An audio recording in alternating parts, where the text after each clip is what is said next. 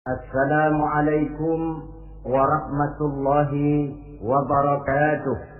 Waalaikumsalam warahmatullahi wabarakatuh. Bismillahirrahmanirrahim. Alhamdulillahi rabbil alamin. Wassalatu wassalamu ala ashrafil anbiya'i wal mursalin, sayyidina wa maulana wa habibina wa syafi'ina Muhammadin wa ala alihi wa ashabihi al-mujahidin at-tahirin, amma ba'du. Saudara-saudara kaum muslimin rahimakumullah, pada pertemuan kali ini kita akan membicarakan riwayat Nabi Allah Ibrahim alaihi salam. Beliau termasuk salah satu dari 5 orang rasul yang merupakan kelompok yang dikenal dengan ulul azmi, yaitu para rasul yang dinilai mempunyai kelebihan di dalam keutamaan, ketabahan, keuletan, dan sikap istiqomah di dalam berjuang. Jumlahnya ada 5, yaitu Nabi Nuh, Nabi Ibrahim, Nabi Musa, Nabi Isa, dan Nabi Muhammad alaihi wassalatu wassalam. Sebagaimana yang kita maklum bahwa Nabi Allah Ibrahim alaihi salam lahir pada masa pemerintahan Raja Namrud laknatullah alaih. Namrud adalah figur yang lebih merupakan kekuatan daripada keadilan, lebih merupakan kezaliman daripada kebijaksanaan. Ia seorang raja yang memerintah secara sewenang-wenang, lalu dengan segala macam cara berusaha mempertahankan kekuasaannya.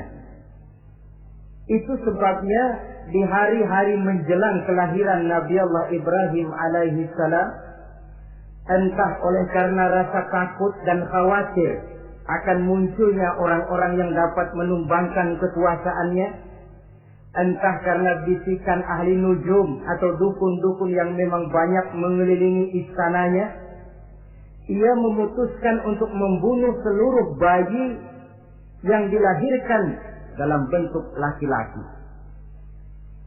Ini dilatar belakangi oleh kekhawatiran akan muncul seseorang yang dapat menghancurkan kekuasaannya, sebagaimana Fir'aun laknatullah alaih. Itulah sebabnya di zaman sebelum Nabi Ibrahim dilahirkan, Raja Namrud membuat peraturan. Apabila seorang ibu melahirkan bayi laki-laki, bunuh bayi itu. Seluruh perempuan hamil berada di bawah pengawasan aparatur negara, dan laki-laki dianjurkan untuk jangan dekat-dekat dengan istrinya guna menghindari terjadinya proses kehamilan ini. Entah berapa ratus bahkan berapa ribu bayi laki-laki yang jadi korban tanpa dosa dari sebab kelaliman pemerintahan Raja Namrud laknatullah alaih ini. Kita teringat kepada satu hadis di mana Rasulullah sallallahu alaihi wasallam pernah bersabda, "Ya'ti 'alan nasi zamanun ru'asa'uhum kal asad wa wuzara'uhum kal zi'ab wa qudatuhum kal kilab wa katsirun nasi yawma idzin kal aghnam." Pada satu saat, kata Nabi, akan datang di tengah masyarakat manusia di mana pada masa itu muncul pemimpin-pemimpin yang bertingkah laku seperti singa. Ru'asa'uhum kal asad. Pemimpin-pemimpin mereka bertingkah laku seperti singa. Saudara kenal singa? Saudara boleh periksa, di mana ada hutan, singa selalu menjadi raja. Padahal hutan belum pernah bikin pemilihan umum. Tapi yang namanya singa tidak pernah peduli.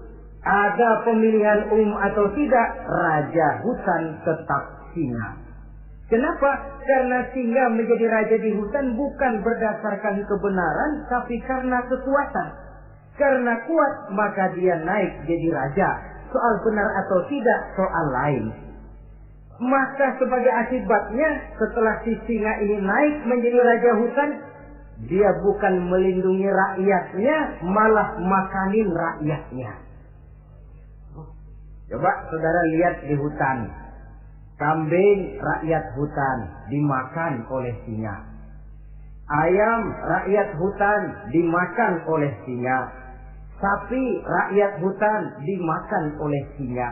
Inilah akibatnya karena singa naik berdasarkan kekuatan. Setelah naik bukan melindungi rakyatnya, malah makanin rakyatnya. Mental semacam inilah yang dimiliki oleh Raja Namrud laknatullah alaih. Cuma karena rasa ketakutan akan datang orang yang akan menumbangkan kekuasaannya, maka seluruh bayi laki-laki harus dibunuh tanpa dosa apapun. Itulah kata Nabi, akan datang di tengah masyarakat manusia muncul pemimpin-pemimpin yang mentalnya seperti singa.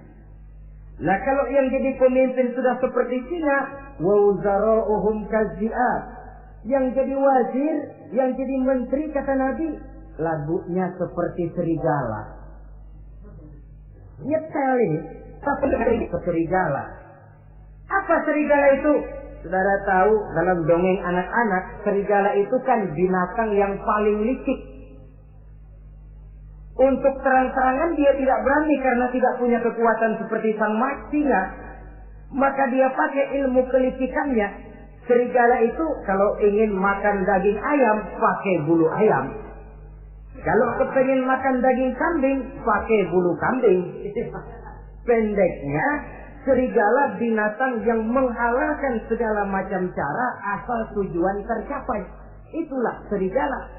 Lambang dari sifat kelicikan. Lempar batu, sembunyi tangan. Pengen makan daging ayam, pakai bulu ayam, nyaruh jadi ayam. Pengen makan daging kambing, pakai bulu kambing, nyaruh jadi kambing. Ini akibat dari yang pertama tadi. Pemimpin seperti singa, lalu menteri pun seperti serigala. Efeknya kemudian yang segera menyusul apa? Wa qudatuhum kalkilab. Kalau pemimpin sudah seperti singa, menteri sudah seperti serigala, wa qudatuhum kalkilab, akan muncullah para penegak hukum yang mentalnya seperti anjing. Inna lillahi wa inna ilaihi raji'un. Penegak hukum yang mentalnya seperti anjing itu. Anjing, saudara lihat, anjing akan setia kepada siapa saja yang memberinya daging. Kalau dia disuruh jaga rumah, dia tidak bisa membedakan mana yang maling, mana yang amuk. Dia yang datang kamu, kalau nggak bawa apa-apa, pasti digonggong. Dia yang datang maling, kalau bawa daging, anjing kalem. Pokoknya siapa yang berjadi, itulah majikan saya. Apa kata majikan saya, itulah yang saya laksanakan. Maka hilang kebenaran hukum, hancur norma-norma keadilan. Oleh karena apa? Oleh karena anjing dapat daging. Lalu dalam kondisi semacam itu, yang jadi rakyat bagaimana? Kata Nabi wa katsirun nas yauma idzin kal amla. Apapun kebanyakan orang pada masa itu, cara kambing itu binatang yang cuma menang geroyokan dan tidak punya alternatif. Namanya kambing, digiring ke lapangan mbe. Betul kan? Digiring ke kuali mbe, dikasih makan rumput mbe, sampai pun mau dipotong masih mbe juga. Tidak punya pilihan lain si kambing ini, tidak punya alternatif lain. Kondisi semacam inilah yang terjadi di masa pemerintahan Raja Namrud laknatullah alaih. Oleh karena diiming-iming, dibisiki oleh dukun-dukunnya, oleh nujum-nujum yang mengelilingi istananya bahwa akan datang seorang anak laki yang kelak akan menumbangkan kekuasaannya, dia mengeluarkan peraturan. Ya, peraturan singa. Mulai saat ini diumumkan kepada seluruh rakyat, siapa-siapa perempuan melahirkan bayi laki-laki, bunuh hidup-hidup. Seluruh orang bunting di bawah pengawasan Hansip negara. Dan mulai malam ini supaya semua kaum bapak jarang-jarang tidur sama istrinya. Namanya peraturan Namrud. Tapi apa yang memang Allah kehendaki untuk terjadi pasti terjadi. Yaitu kelahiran Nabi Allah Ibrahim alaihi salam. Pada saat beliau terlahir ke alam ini, oleh ayahnya yang bernama Azar, disembunyikan di dalam sebuah gua. Di sini bertemu antara nurani seorang bapak dan ketaatan kepada ayah. Dia ingin taat kepada ayah, dia mesti membunuh anaknya. Tapi sebagai bapak dia sayang kepada anaknya, dia harus selamatkan. Dicarinya jalan tengah, maka Ibrahim disembunyikan dalam sebuah gua dengan satu perhitungan tentunya. Lu mati, yang gak apa-apa, lu hidup ya syukur. Sebab ini pertimbangan dia akan bikin susah dia di masa yang akan datang.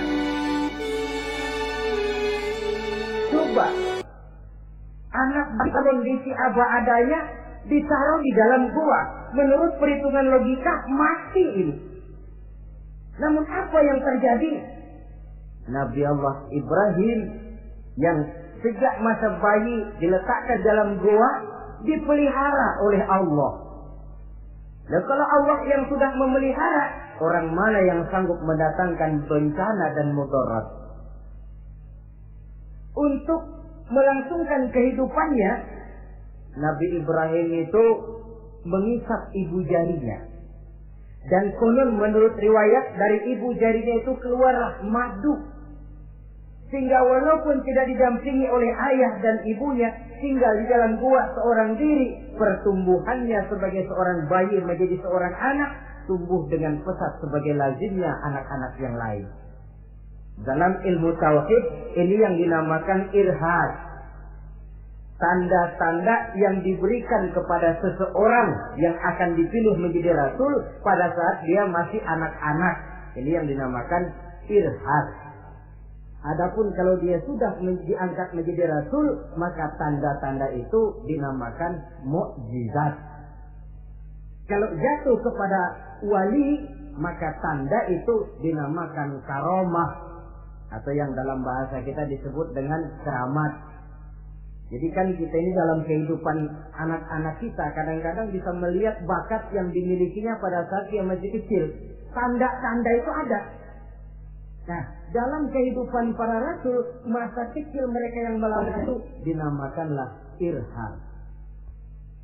Begitulah Nabi Ibrahim tumbuh dari bayi menjadi anak-anak di dalam gua. Dan ayah ibunya kadangkala menengok dia.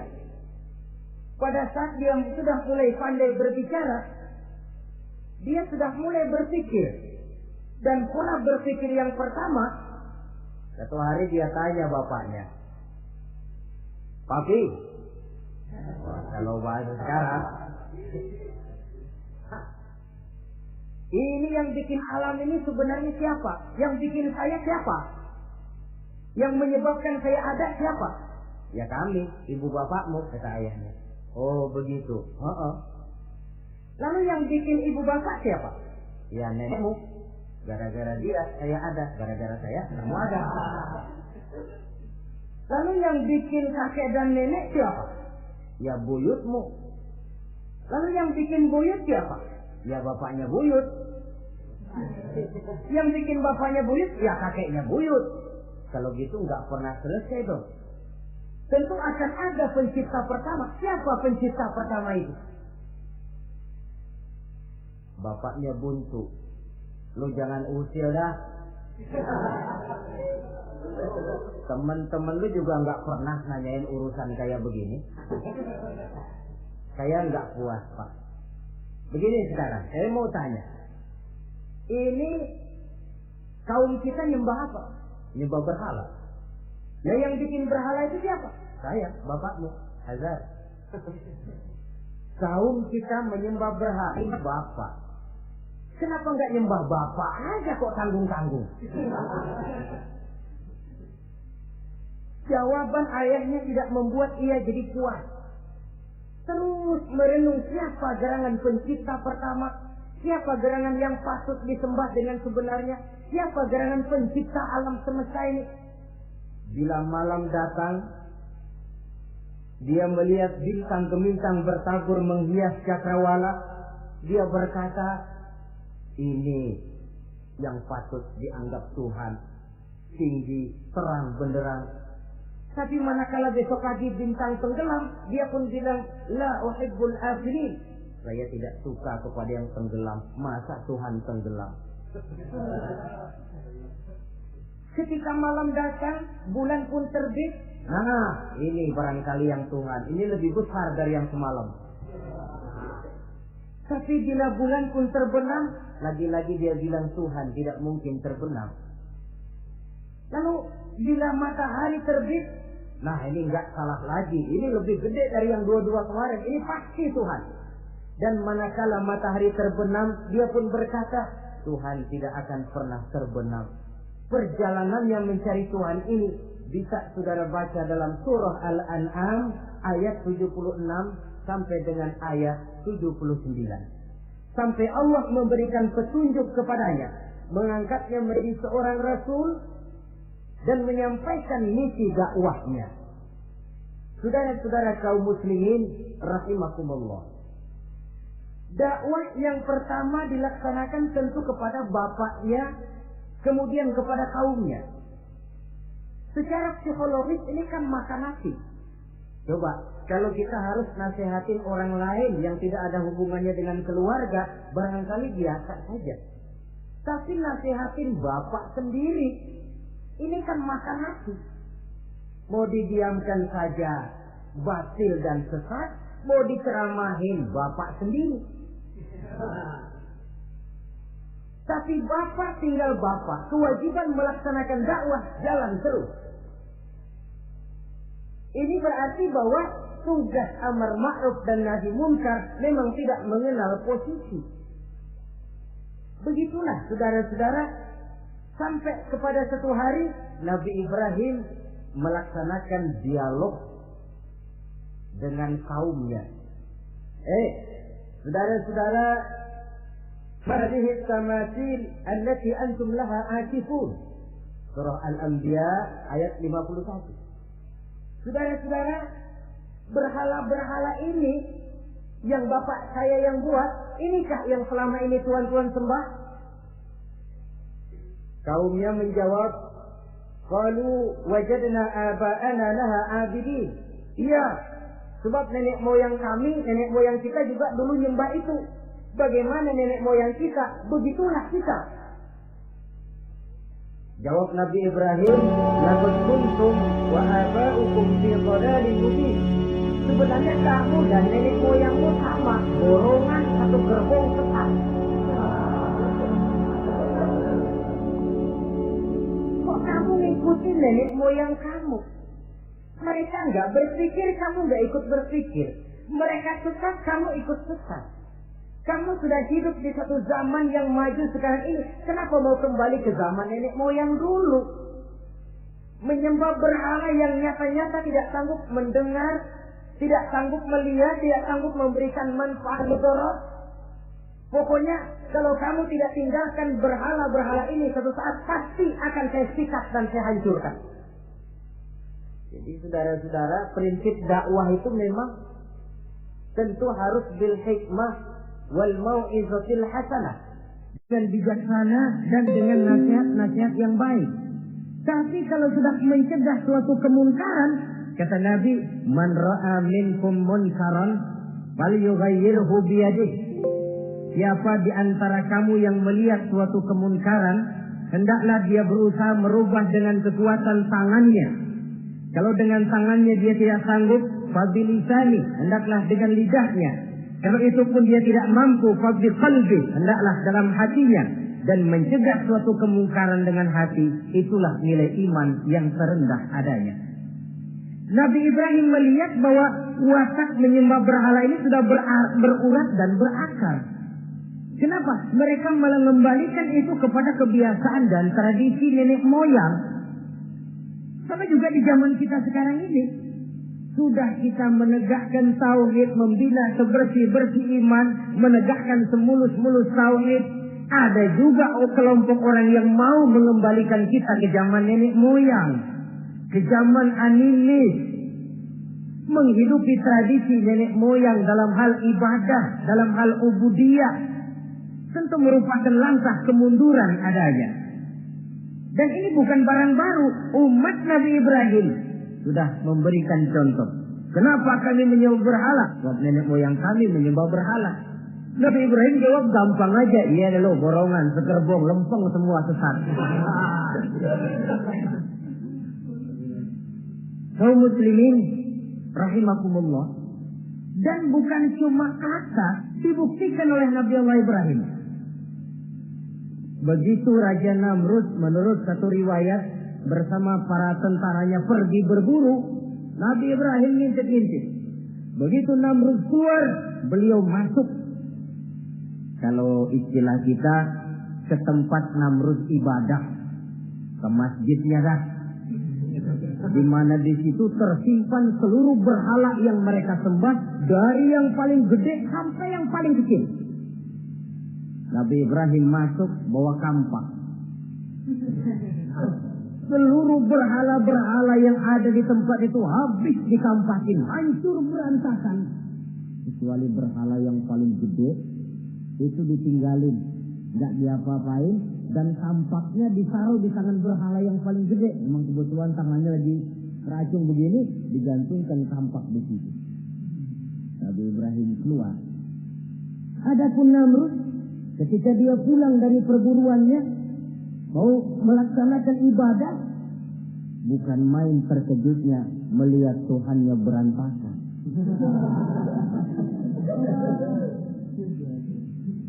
Waduh, ini celaka kerjaan siapa ini?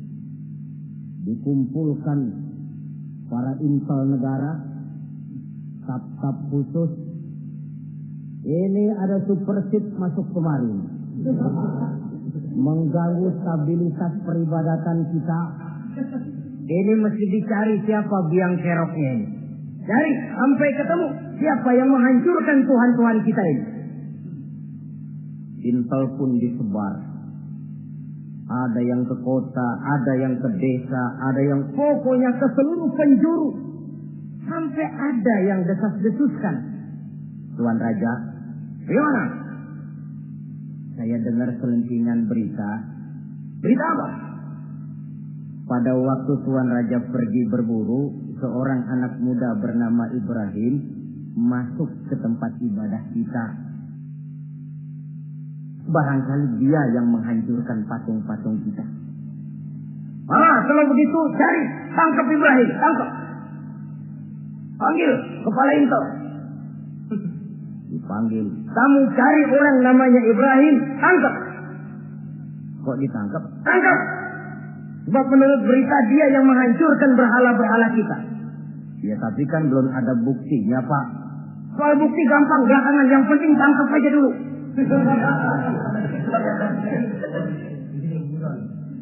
Ini supersip ini. Saudara-saudara,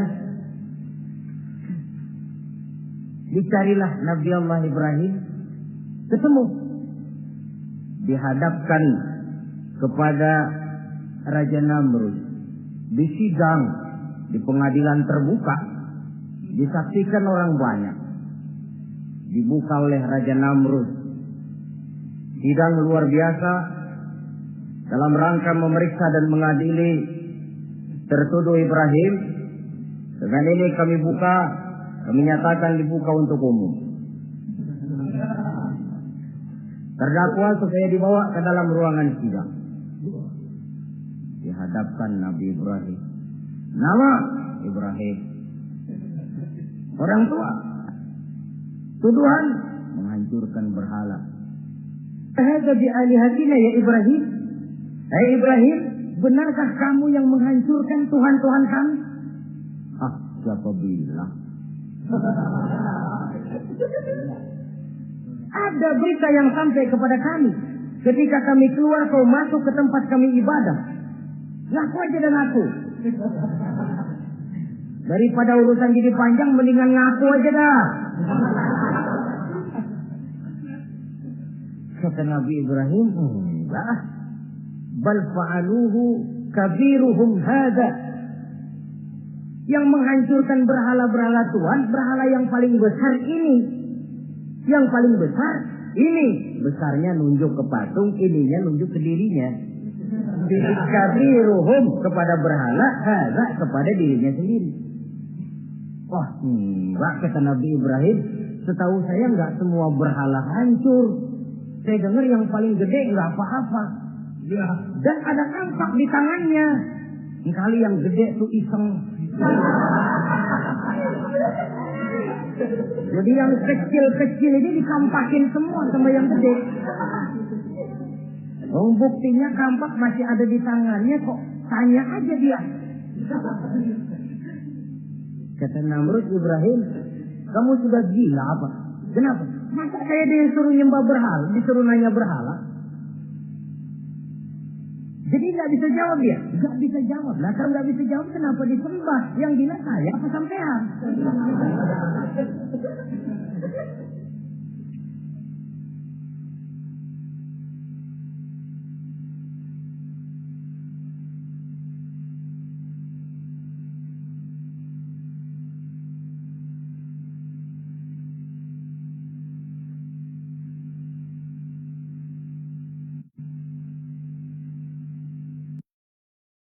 Ini Ibrahim bagaimana ngebakarnya?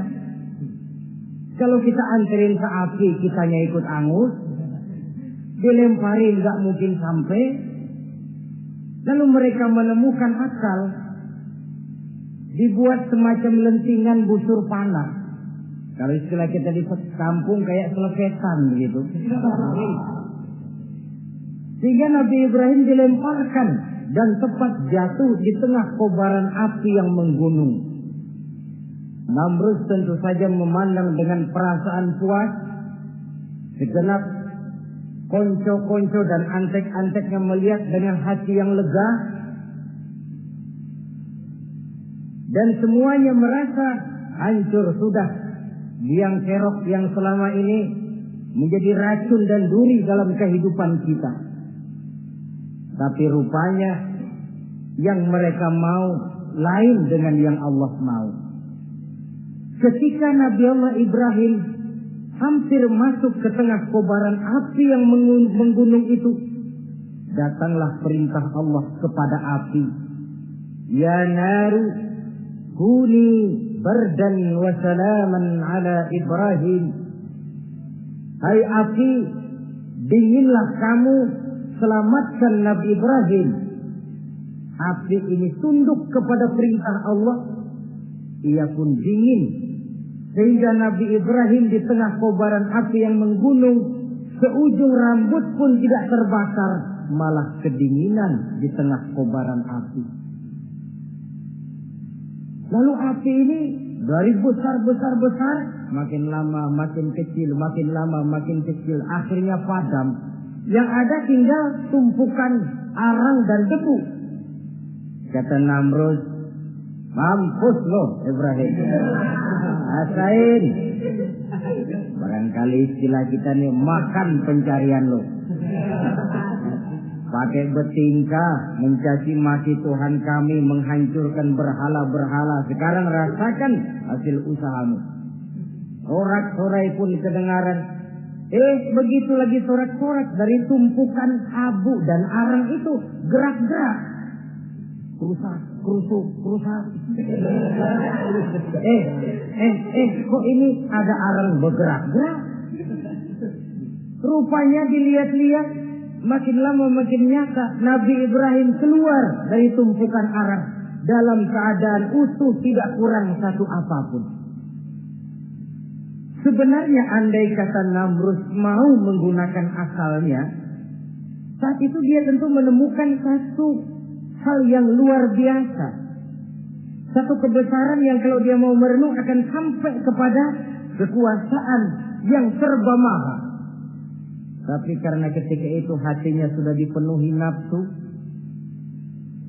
ditutupi oleh kesombongan, dia buta terhadap kenyataan itu. Kaum muslimin rahimakumullah, akhirnya Nabi Allah Ibrahim ini diteror langsung oleh orang tuanya. Kata abahnya, "Aradibun anta an alihati ya Ibrahim? Ibrahim, kau benar-benar tidak senang kepada Tuhan-Tuhan kami berhala-berhala ini? La in lam tantahi la arjumannaka wahjurni maliya." Kalau engkau tidak berhenti, hai Ibrahim, tidak berhenti memperkenalkan Tuhan seru sekalian alam, tidak berhenti mencela dan mencaci bahkan menghancurkan berhala-berhala kami, la arjumannaka, akan kami rajam kamu. Iya, kalau raja yang ngancam begini, orang tua beliau sendiri ngancam begini. Itulah tantangan dakwah, saudara-saudara. Kita melaksanakan dakwah ini tempo-tempo berhadapan dengan penguasa yang mentalnya macam Namrud. Tempo-tempo berhadapan dengan orang kaya yang pelitnya macam Qarun. Tempo-tempo berhadapan dengan orang tua yang mentalnya macam Azar. Orang tua yang kaku, yang tidak mau terbuka terhadap kenyataan. Istilah di kampung kita, orang tua yang lajang. Tahu lajang? Udah salah kenceng. Sulit benar menerima pembaruan yang membawa umat kepada masalah-masalah yang memang nyata lebih baiknya. Itulah tantangan di dalam melaksanakan tugas dakwah, dan ini dihadapi oleh Nabi Allah Ibrahim. Ayahnya terakhir memberikan tekanan, kalau kau tetap melaksanakan misimu, tidak engkau mau berhenti dari tugas dakwah ini, awas Ibrahim, la arjumannaka, akan aku rajam, akan kami lontari kau dengan batu, wahjurni maliya, pergi kamu dari sini. Ya Allah, diputuskan hubungan. Kalau memang engkau berkeras dengan tugas dakwahmu, persilakan Ibrahim keluar, pergi saja dari sini. Diusir oleh orang tuanya sendiri. Inilah hidayah, saudara-saudara. Oleh sebab itu, tugas utama kita kaum muslimin sebenarnya bukan mengislamkan orang, tapi menyampaikan Islam. Tugas kita ialah menyampaikan Islam, bukan mengislamkan orang. Sebab orang mau Islam atau tidak, itu urusan hidayah dari Allah. Jangankan kita, Nabi Ibrahim tidak sanggup mentauhidkan ayahnya Azar. Nabi Nuh tidak bisa mengislamkan putranya Kan'an. Bahkan Nabi kita Muhammad sallallahu alaihi wasallam pun tidak bisa memberikan hidayah kepada Abu Jahal dan Abu Lahab. Paman Nabi, orang tua Nabi, anak Nabi, istri Nabi sekalipun, hidayah tidak diberikan kepada mereka. Mereka tidak terpanggil mengikuti kebenaran. Kalau sudah kenyataan ini yang kita temui, kembalilah kepada konsep Quran. Allahumma inni qad ballaghtu, wahai Allah, seruanmu sudah saya sampaikan, dakwahmu sudah saya canangkan, ajakan kepada tauhid sudah saya sampaikan. Allahumma inni qad ballaghtu, sudah saya sampaikan ya Allah. Perkara mereka tidak mau ikut, itu karena semata-mata hidayah berada di tanganmu ya Allah. Kalau kemarin landasan dakwah kita, insya Allah tugas dakwah kita berkelangsungan. Kalau tidak, makan hati. Kita pikirin, ya orang gua ajak benar-benar nggak mau, ya dipikirin. Saya ajak ngaji malah dicaci maki. Saya ajak yang baik malah saya dicemoohkan. Kok begini dakwah? Akhirnya dipikirin, sakit jantungan. Sudah orang nggak kena kita ajak beriman, kita sendiri makan ke dalam. Itulah Quran meletakkan konsepsi dasar, sampaikan dakwah dengan baik, bil hikmah wal mau'izatil hasanah wajadilhum billati hiya ahsan. Kalau ternyata metode sudah baik tapi orang tidak juga mau beriman, tanamkan dalam hati, Allahumma inni qad ballaghtu. Ya Allah, tugas saya cuma sekedar menyampaikan. Perkara mereka tidak mau, saya sudah menyampaikan ya Allah, terserah hidayahmu. Kelapangan jiwa akan kita temui di sana. Entah berhadapan dengan penguasa yang punya mental kayak Namrud, bertingkah laku sewenang-wenang, aji mumpung, mentang-mentang kuasa lalu saenake dhewe, menghitamkan yang putih, memutihkan yang hitam menurut seleranya saja. Entah berhadapan dengan orang kaya yang punya mental seperti Qarun, makin kaya tapi makin bakhil, atau berhadapan dengan orang-orang tua yang punya tingkah laku seperti Azar. Diperlukan sikap lapang dada untuk menyampaikan risalah Islam ini. Terhadap reaksi keras dari abahnya ini apa? Kata Nabi Ibrahim.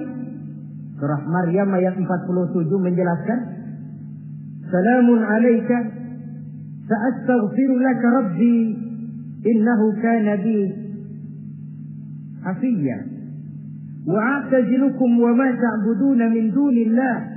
Kalau memang begitu Abah, Salamun alaika. Oke Abah, selamat jalan. Marilah kita tempuh jalan kita masing-masing. Saya memang anak Bapak, tapi tauhid adalah prinsip. Allah Tuhan saya.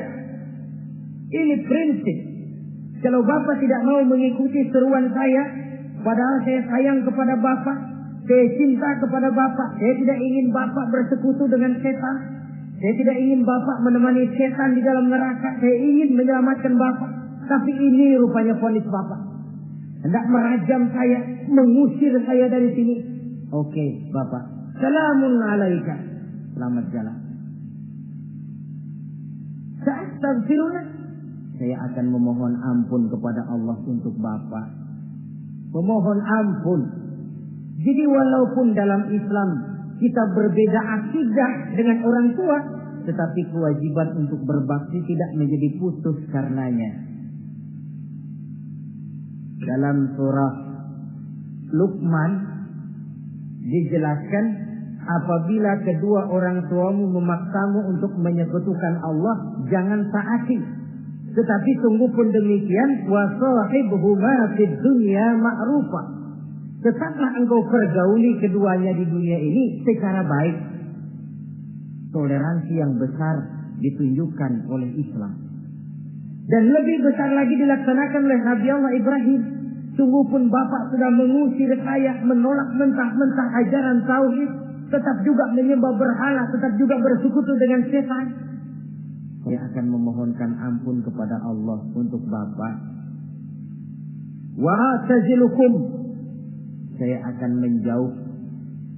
menjauhkan diri dari apa yang Bapak sembah, dari apa yang kaum kita sembah selain daripada Allah. Bapak menyembah berhala, kaum kita ini menyembah berhala. Wa a'tazilukum. Saya akan menyingkir dari semua itu. Selamat jalan Abah. Istilah kita goodbye my dear. Ini jalan yang membedakan saya dengan Abah. Jalan tauhid dan jalan syirik. Di sini kita harus berpisah. Walaupun dengan berat hati kita berpisah. Jadi keluarga dan akidah punya garis yang jelas. Umumnya, ya walaupun baik tapi memang harus ditingkatkan. Umumnya kita ini kan mayoritas merasa sebagai muslim karena keturunan. Kenapa kamu Islam? Bapak saya Islam, nenek saya Islam, saya Islam. Baiklah, itu pun baik. Pada mulanya memang harus begitu. Tapi lambat laun kita tentu harus merasakan bahwa keberadaan kita dalam Islam tidak cukup cuma karena faktor keturunan. Dengan kata lain, kita harus memperbaiki kualitas keislaman kita. Inilah proyek utama kita sekarang, mengislamkan orang Islam. Saudara-saudara kaum muslimin rahimakumullah. Maka Nabi Ibrahim pun meninggalkan orang tuanya, meninggalkan kaumnya, uzlah, hijrah ke tempat Baitul Maqdis, daerah di Palestina sekarang ini. Sejarah kehidupan Rasul umumnya memiliki kemiripan. Rata-rata ditentang oleh kaumnya sendiri dan sebagian besar lalu hijrah.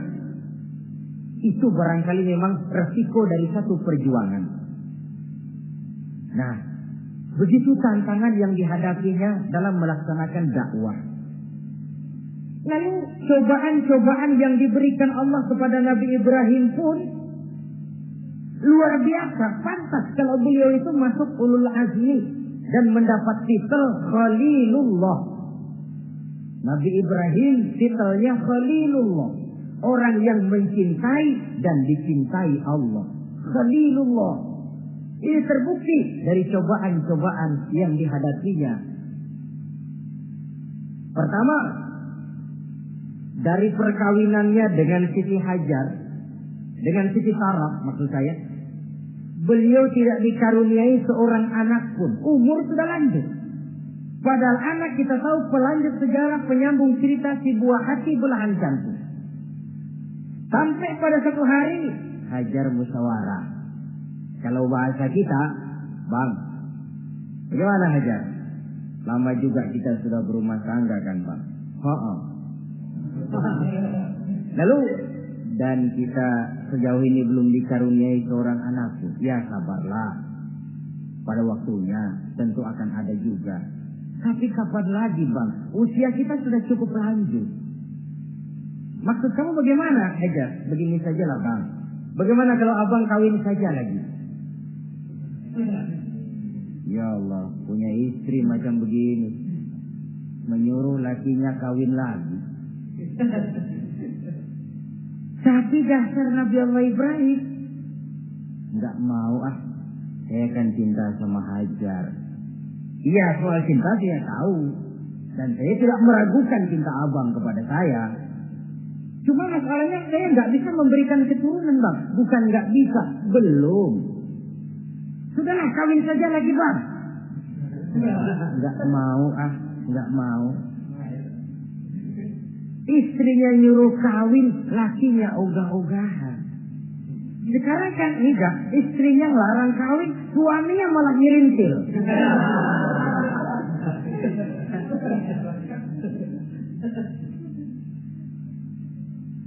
Sampai ketika didesak kata Ibrahim, ya kalau itu yang Sarah Hajar mau, biarlah, jadilah. Saya mau kawin lagi dengan Sarah, kau yang mencarikan istri untuk saya itu. Oleh Siti Hajar dipilihkan Siti Sarah. Kawinlah Nabi Ibrahim dengan Sarah. Dari Sarah ini beliau dikaruniai seorang putra bernama Ismail alaihi salam. Nah, cobaan datang untuk menguji Khalilullah ini. Hai Ibrahim, kau cinta kepadaku, kata Allah seolah-olah. Setelah kau punya anak, masuk rasa cinta anak ke dalam hatimu. Allah mau buktikan mana cintamu yang lebih besar, kepada anakmu atau kepada aku, kata Allah. Maka turun perintah untuk menyembelih anaknya sendiri. Satu riwayat menceritakan bahwa latar belakang perintah menyembelih anak ini sebenarnya gara-gara Nabi Ibrahim juga ketelepasan ngomong. Beliau pernah menyembelih 300 ekor unta dan 1000 ekor kambing. Dagingnya dibagikan kepada fakir miskin, dilaksanakan penyembelihan itu untuk mendekatkan diri kepada Allah. Dekat. Tidak cuma manusia, malaikat kagum, dipuji Nabi Ibrahim. Bukan main Ibrahim, kaya berani. Ya, kalau miskin berani nekat kali. Ini kaya berani menyembelih 300 unta, 1000 kambing, dagingnya disedekahkan kepada fakir miskin. Luar biasa Ibrahim. Ketika dipuji orang banyak, itulah beliau timbul sifat manusianya. Apa kata beliau? Saya mah jangankan kambing sama unta, anak juga kalau saya punya disuruh potong, saya potong untuk mendekatkan diri kepada Allah. Kenapa ketelepasan ngomong begitu? Sebab waktu itu belum punya anak, ngomongnya enak. Sama juga kita, gue mah kalau punya motor siapa juga ketemu di jalanan gue boncengin. Lagi belum punya. Kalau udah punya lain gayanya. Itu biasa, itu omongan orang belum kaya emang begitu.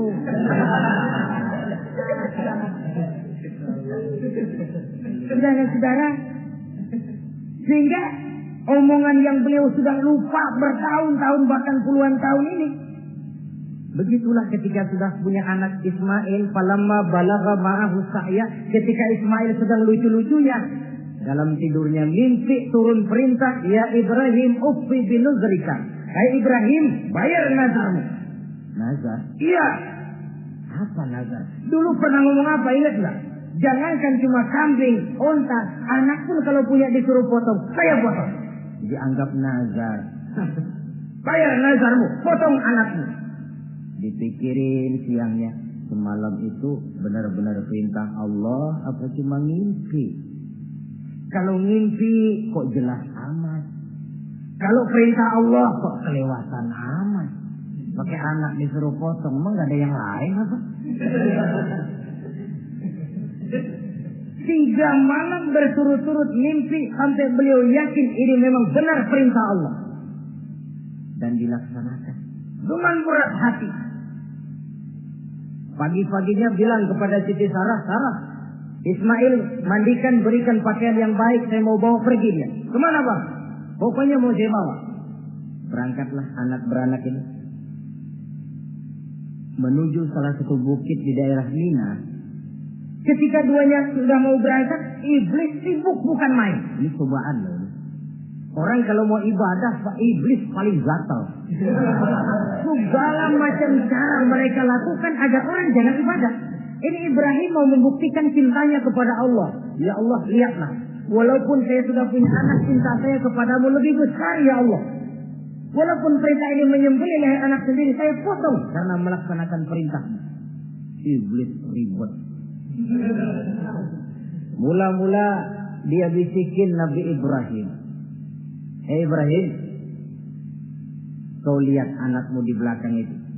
Kecil, lucu-lucunya. Masa anak begitu mau dipotong? Tega kamu Ibrahim. Ini perintah Allah. Gak ada urusan sama ente. Iya. Kata iblis, waduh mantap juga nih. Kalau suaminya gagal, istrinya kali. Biasanya perempuan perasaannya lebih tinggi daripada pikirannya. Ini Siti Sarah barangkali, kalau Siti Hajar barangkali, kalau saya perdayai bisa terpedaya. Hajar, ya. Kamu tahu anakmu Ismail mau dibawa kemana? Saya tidak tahu. Mau dipotong oleh suamimu Ibrahim. Mau dipotong. Dipotong. Kok bisa begitu? Iya, katanya ini perintah Allah. Iblis, kalau memang ini perintah Allah, jangankan cuma anak saya Ismail, saya juga ibunya mau ikut dipotong. Wah, kata iblis ini gilaan lagi dari laki. Saya kira karena perempuan bisa barangkali dilemahkan semangatnya, saya tidak. Ismail nih masih kecil kali ini, gampang dikelecehin. Ismail, kau mau dipotong oleh ayahmu. Dipotong. Kok bisa begitu? Katanya perintah Allah. Kalau memang ini perintah Allah, saya siap. Iblis mau ngomong lagi, Nabi Ibrahim Ismail ngambil batu disambitin iblis. Izhab ya la'in, pergi, laknat terkutuk kamu. Nyambitinnya itu sampai sekarang jadi ikutan dalam salah satu pelaksanaan ibadah haji yang disebut jumrah, melontar.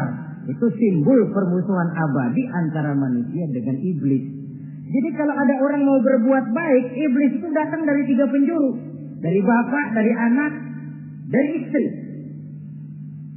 Kadang-kadang bapaknya nggak kena, istrinya dibujukin. Laki lono sok loyar menyumbang masjid.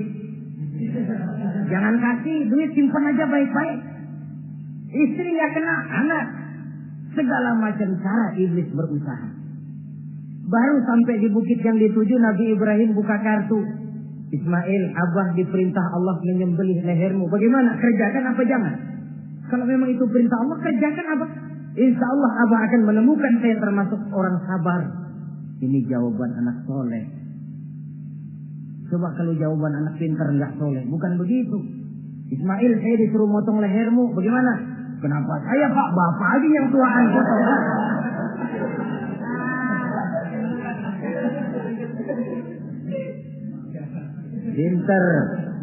Pinter, tapi nggak soleh ya begitu itu, minteri jadinya. Saudara-saudara, sampai Nabi Ismail diganti oleh Allah dengan seekor kambing kibas. Cobaan terhadap kecintaannya kepada Allah. Kau cinta aku, itu benar. Tapi setelah kau punya anak, rasa cinta anak masuk ke dalam hatimu. Mana lebih besar, cintamu kepada anakmu atau cintamu kepada aku, kata Allah. Terbukti cintanya kepada Allah lebih besar daripada cintanya kepada anaknya. Bukankah nilai cinta itu baru terasa nyata kalau sudah lewat cobaan, lewat pembuktian? Sehingga dengan demikian kata orang, biasanya cinta itu menuntut pengorbanan. Berani bercinta, berani berkorban. Jangan takut berkorban, nggak usah cinta-cintaan.